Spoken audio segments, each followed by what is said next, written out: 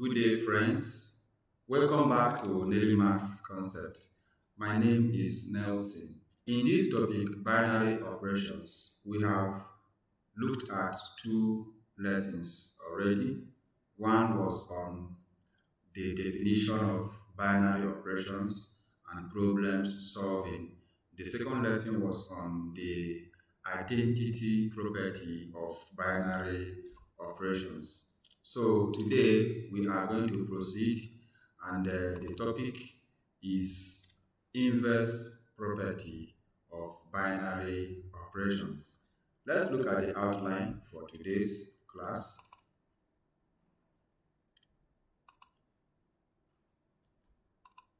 All right.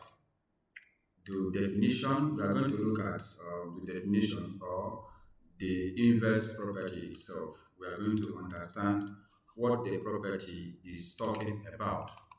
Then we shall solve some problems. Today as well, most of the questions we'll be solving are past JAMB questions on inverse property of binary operations. All right, before we proceed to the definition,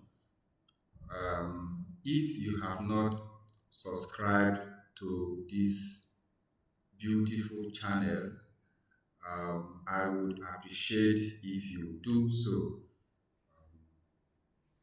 Also, hit the notification bell so that whenever a new video is uploaded on this channel, you will get to know about the video. Also, like, comment, and share our videos. Thank you so much. Okay, let's get the ball rolling. Let's look at the definition. Given a non-empty set S with an identity element E under a binary operation star, if for A, A prime element of S, A star A prime is equals to E, then A prime is called the inverse of A. The inverse of an element, if it exists, is always unique because 0 is the additive identity element in the set of real numbers. Minus x is the additive inverse of x in the set of real numbers. Okay, let me explain what we have just read. Now, the most important thing here is this property. This A star A prime equals to E. Okay, here, this is the inverse property. It's important you know this. Okay, and I chose to use A prime to represent the inverse of A. Okay, you can use X, you can use Y, you can use any letter, you can even use A power minus 1 to represent A inverse. Okay, there's no issue with that. Okay, it is just a variable, it is just an assignment. All right, so we see that if for A prime, a member of set S, A also a member of set S, if A is operated on A inverse and the answer is E, the E is the identity element, then we will always conclude that that A prime is the inverse of element A. Alright, now let me explain further. If for any set, okay, let me choose a set of integers or set of real numbers, okay. Now we know that 1 is a real number, okay. So if 1 plus something gives us 0, and in our last lesson we are meant to know that 0 is an additive identity, okay. That is the identity element of set of real numbers or integers or natural numbers under operation addition is what? 0. So if 1 plus something gives us 0, what is that something?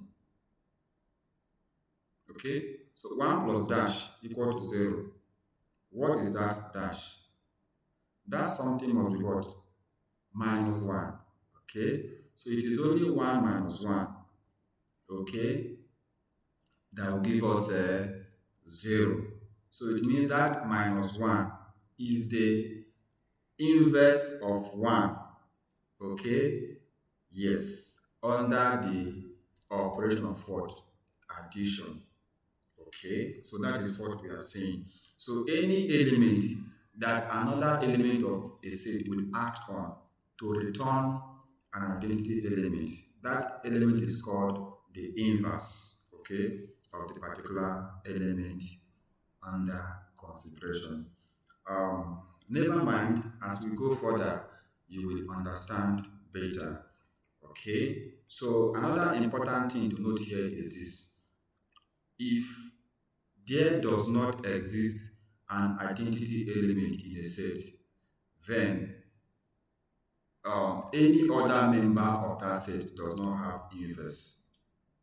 Okay, that means for a member of a set to have an inverse, there must exist an identity element. Okay, for that set, and it is always unique. All right. Now let's read further. Likewise, 1 over y is the multiplicative inverse of y in the set of real numbers, because 1 is the multiplicative identity element in R. Okay, don't forget the multiplicative identity element in set of real numbers is 1. Okay, so if you pick any real number, let's say 2, okay, 2 times what will give us 1? Okay, because from the property of inverse, from the inverse property, we always get E as our result. Okay, so now if 1 is the multiplicative identity, now if we have this question goes this way: 2 times what will give us 1?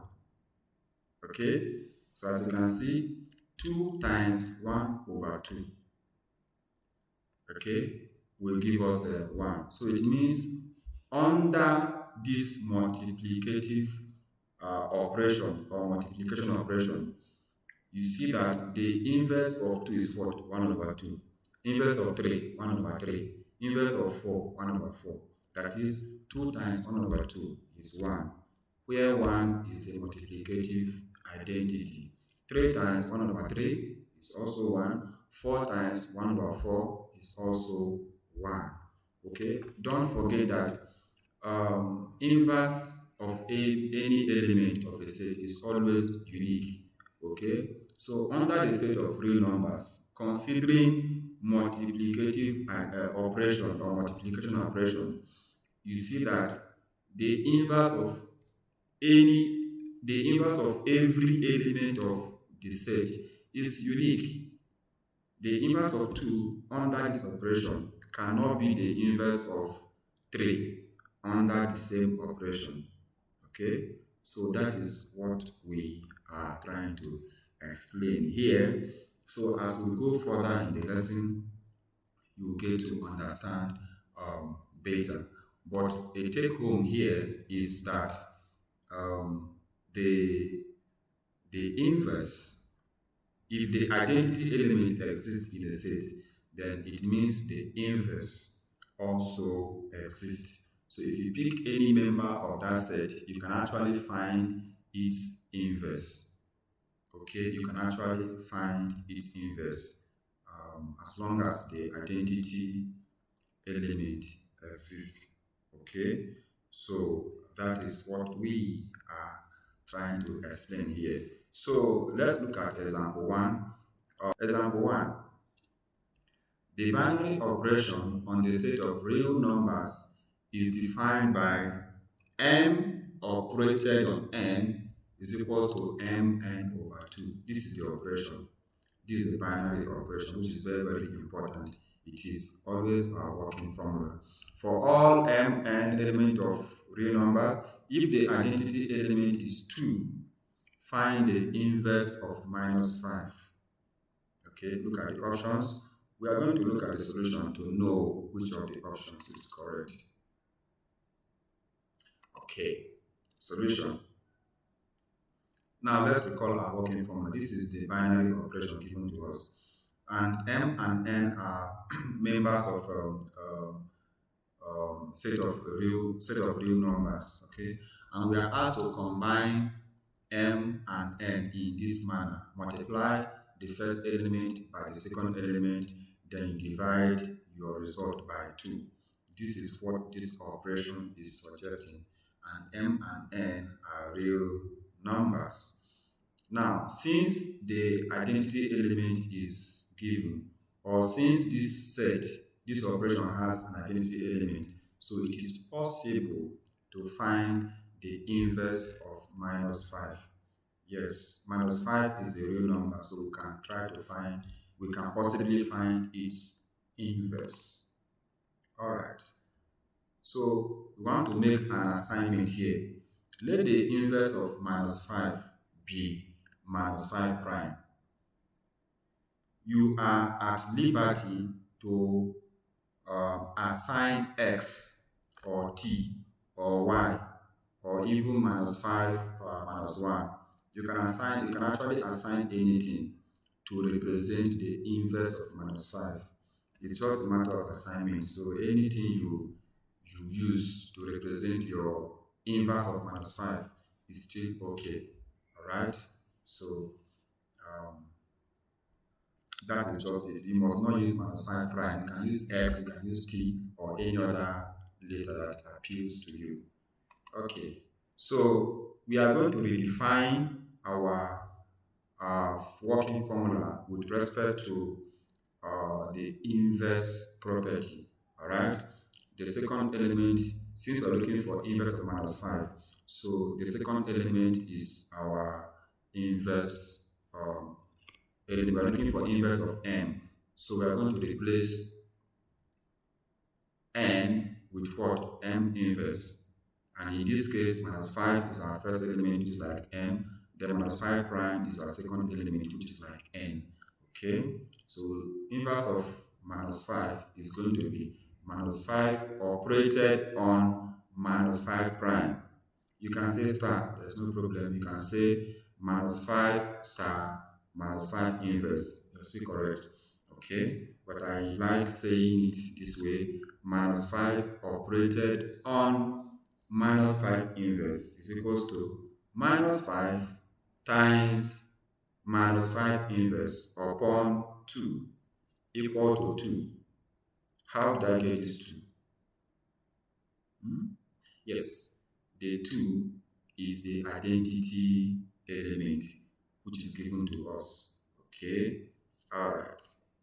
And it is the condition for existence of inverse element. I hope that is clear. So we're going to solve this. We're going to solve minus 5 into minus 5 prime upon 2 equal to 2. Let's cross multiply. And we have minus 5 into minus 5 inverse equal to 4.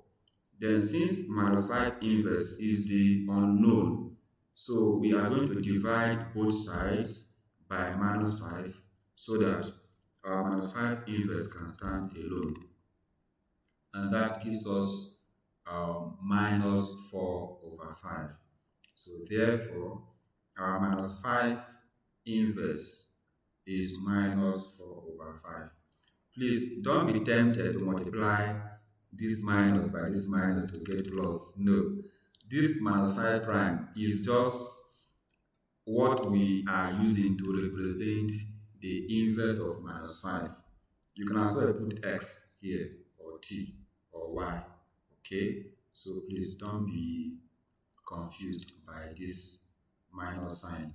Okay? This is totally an unknown. Yes. Don't see it as minus 5. It is an unknown. Okay. So the inverse of minus 5 under this operation in the state of real numbers is minus 4 over 5. And option A happens to be the correct option. Yes, I think that is simple enough. Alright, let us proceed to the second example. Example 2. A binary operation is defined by A operated on B equal to A plus B plus 1 for any numbers A and B. Find the inverse of the real number 7 under the operation triangle, okay? If the identity element is minus 1. Don't be confused by this triangular sign. It is just what we are using to represent the operation. Okay, if you check my first lesson, in that lesson I say that any shape can be used. A star can be used, a rectangular shape can be used, a triangular shape can be used, a circle, anything can be used to represent a binary operation. In that lesson, I made it known that what is important is the operation itself, what you are being prompted to do. Okay, so don't be confused by the signs. All right. Okay, let's look at the solution. Yes. So this is our working formula, which will always be written first. Okay. A operated on B is equals to A plus B plus 1. Now, let the inverse of 7 be T. You see, in the first example, we let the inverse of minus 5 to be minus 5 prime. Okay, so in this case, we are using T to represent the inverse of 7. Okay, and as I said earlier, we can talk about inverse of 7 because the operation already has an identity element. All right, so if the identity element does not exist, inverse 2 cannot exist. Okay, that is, none of the elements of the set will have an inverse. I think that is clear. All right. So our A becomes 7. Then the second, since we are looking for inverse of 7, so it is going to be 7 operated on T. What is T? Inverse of 7. Okay, correct. So we are going to have 7 operated on 7 inverse is equals to 7 plus 7 inverse plus 1 equal to minus 1. Minus 1 is what? The identity element. All right. So we are going to solve 7 plus t plus 1 equal to minus 1. So we have 7 plus 1 is 8. So we have 7 inverse plus 8 equal to minus 1. Then our 8 plus 8 goes to the right hand side, it becomes minus 8. So our t, which is 7 inverse, is minus 1 minus 8, which gives us minus 9. And option B is the correct option for this question. So what it means is this: if we display that we have A, if we put 7 here, then this B, if we put minus 9 and perform the operation, we must get minus 1 as our answer. Okay, going by the property, going by the inverse property that says A operated on A inverse is always E. It will always return the identity element. Let's try it here. Our A is 7, our B, okay, is what? Minus 9. And this binary operation is telling us to add the first element, the second element, and 1 together. So we're going to have 7 plus open bracket minus 9 plus 1, which is what? 8 minus 9, which gives us which gives us what? Minus 1. Okay? Because minus 1 is what? The identity element. So whenever you combine the two elements, you must get the identity element. That is what the inverse property is saying. Okay? Any element operated on its inverse must return the identity element. 7 is a member of a set, of this defined set. Okay? And it's a set of real numbers. So 7 is a real number. So 7 operated on its inverse, which is minus 9, will always return minus 1, which is the identity element of this set given this operation. I think it is clear enough. Alright, let's look at the third example.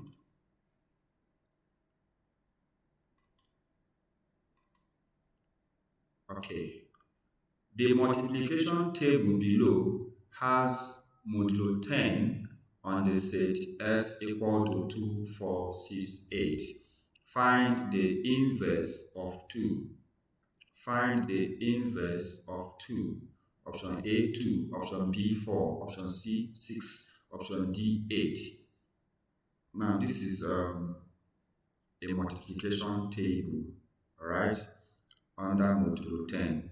It means the highest number I can have here is 9, since we are considering modulo 10, okay? Alright. Now, we are being asked to find the inverse of 2. Now, what could be going on in your mind now? I believe we are thinking the same thing. We cannot find the inverse of 2 without having to know the identity element of this operation first. So the identity element must be ascertained before we can talk about the inverse of any member of this set.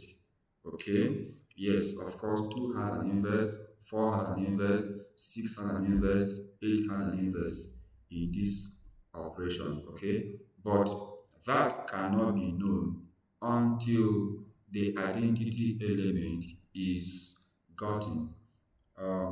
In our last video, we talked about the identity element of binary operations, and we also looked at a binary operation table like this.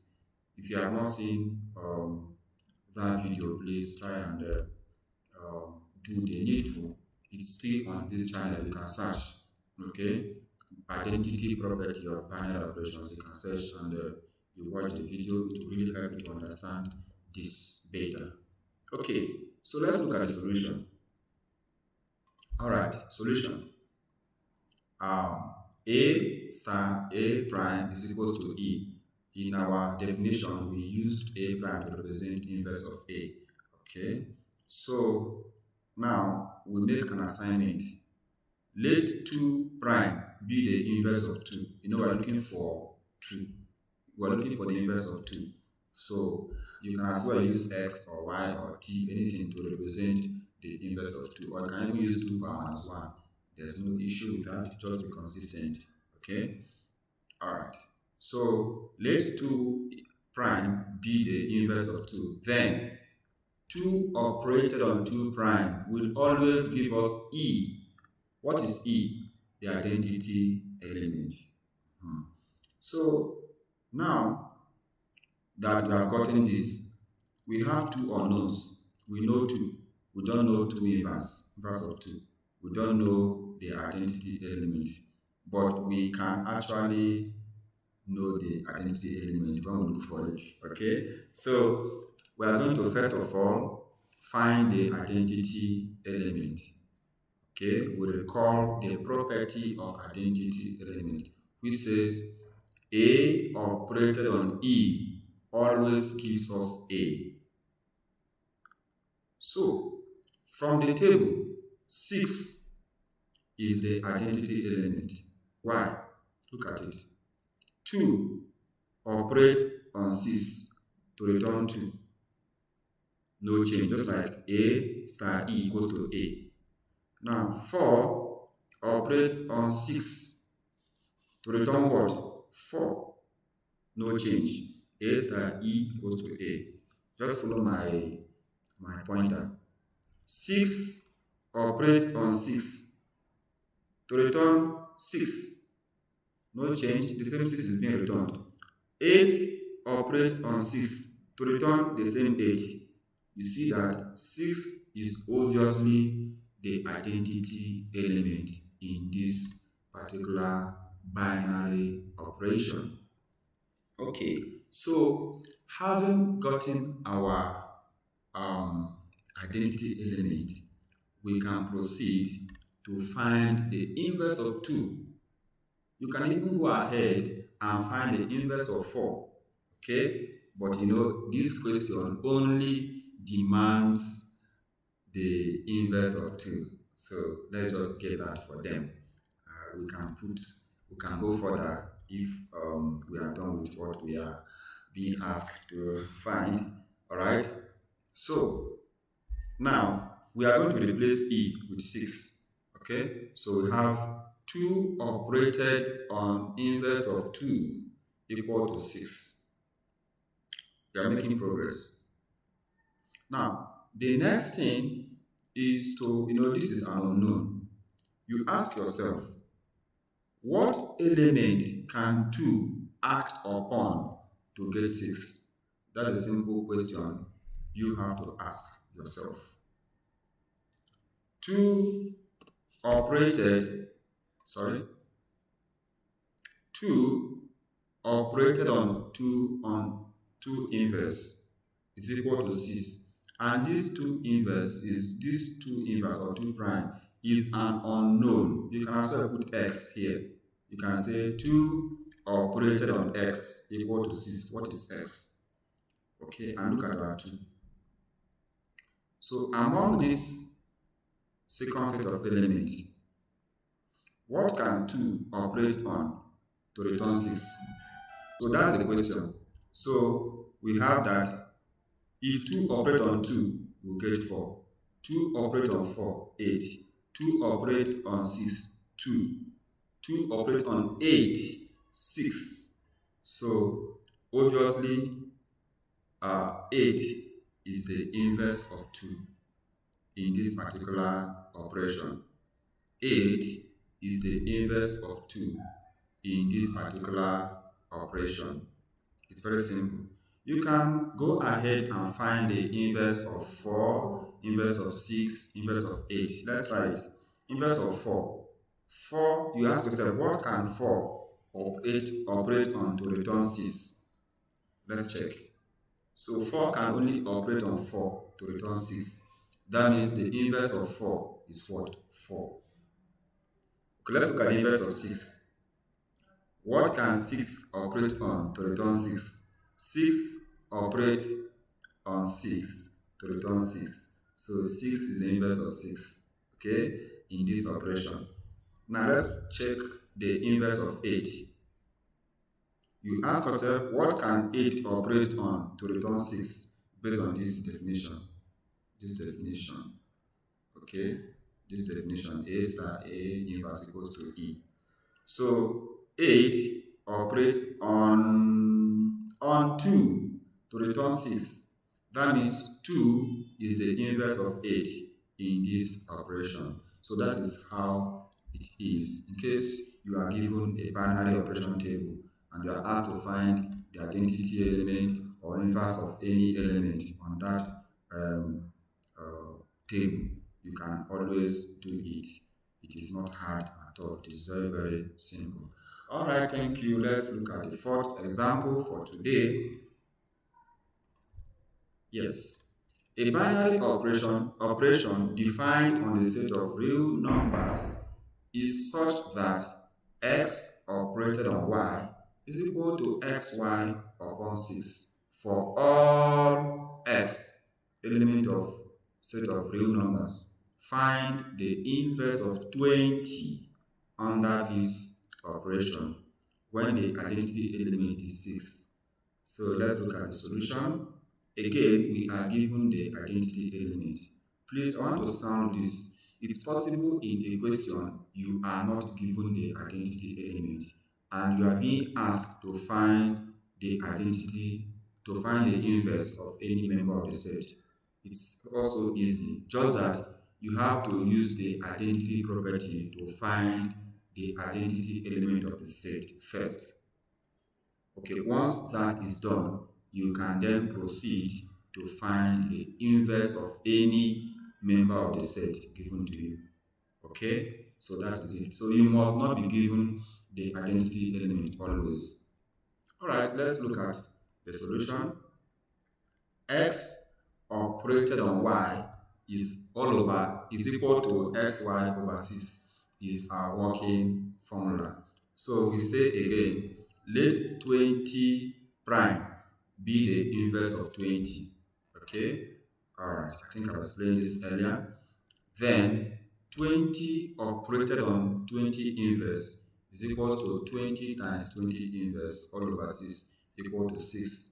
This is just like one of the examples we have solved before. So we are looking for the inverse of 20. Okay, 6 times 6 is what? 36. And we are looking for the inverse of 20. So we can divide both sides by 20. And our 20 inverse is what? 9 upon 5, which is option B. Very, very easy. Okay, let's look at the last example for today. Find the inverse of P under the binary operation star defined by P star Q equal to P plus Q minus PQ, where P and Q are real numbers and 0 is the identity element. In this case, 0 is given to us again as the identity element. Okay, let's look at the solution. Solution. P star Q equal to P plus Q rather, minus PQ is our working formula. This binary operation star is telling us to add the first and second element together, then we subtract the product of the first and second element. That is what we are being prompted to do in this particular question. Okay, so as usual, we make an assignment. Let X be the inverse of P. Then we proceed to redefine our working formula.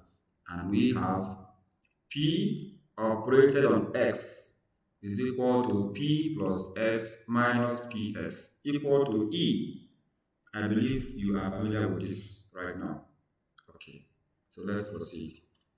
So P operated on X is equal to P plus X minus PS equal to 0. How do we get 0? 0 is the identity element given to us in the question. Alright. So we solve P plus X minus PS equal to 0. We are looking for X. X is the unknown, which is the inverse of P. So we can collect like terms right now. So P can actually go to the right hand side, and X in X minus PX, X is common. So we can actually factor out X, and we'll divide both sides by 1 minus P.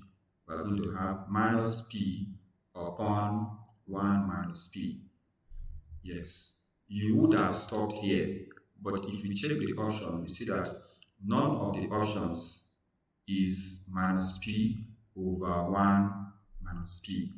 So you can further work on your last step to get P over P minus 1. What happened here? If you multiply both the numerator and the denominator by minus 1, you get P over P minus 1. Minus 1 times minus 1 gives us P. Okay, minus open bracket 1 minus P will give us minus 1 plus P, which is same as what? P minus 1. Okay, So it doesn't alter anything, it doesn't change anything. Okay, if you divide both sides of an equation by a negative number, by same negative number, it doesn't change anything. Okay, is that okay? All right. All right, I think this is clear. So the correct option is what? C, P over P minus 1 is the inverse of P, okay, under this operation. All right, we have solved 5 questions on this. Now, I want you to check yourself, check your understanding of what we have done so far. I have just 3 questions for you. Question 1, question 2, question 3. Try to solve these questions and you can comment your answer in the comment section. Okay, if you cannot solve any of them, let me know. I will always help. And if you have any question on this particular subtopic that you could not solve, I will always be there to help you. Just get in touch, okay, with the question, and I will always be glad to help. Thank you so much for your time. Let's meet again in the next lesson. Kindly subscribe. Thank you. Bye for now.